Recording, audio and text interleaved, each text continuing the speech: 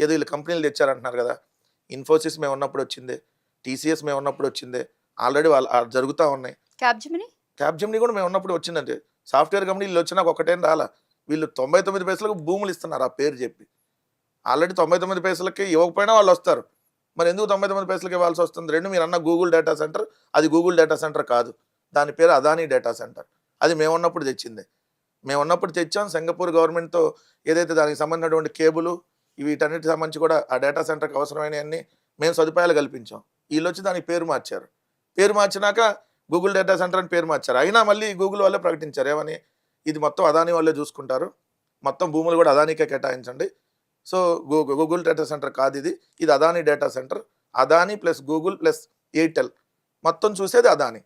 పర్యవేక్షణ అంతా అదానీయే. సో, నెట్వర్క్ సపోర్ట్ ఇచ్చేది ఎయిర్‌టెల్. చూసేది గూగుల్. సో, ఇవి క్లియర్‌గా వాళ్ళే చెప్పారు. ఇంక వాళ్ళు ఏం తెచ్చినట్టుగా? పక్కనోడు పుట్టినటువంటి పిల్లలకి ఈడు పేరు పెట్టామంటే ఎట్ట కుదిరిద్ది? లేదంటే నేను క్రెడిట్ చోరీ చేస్తానంటే ఆళ్ళ పిల్లలు నీ పిల్లల ఖాతాలో యేసుకుంటానంటే ఈ ప్రభుత్వం ఎట్ట కుదిరిద్ది?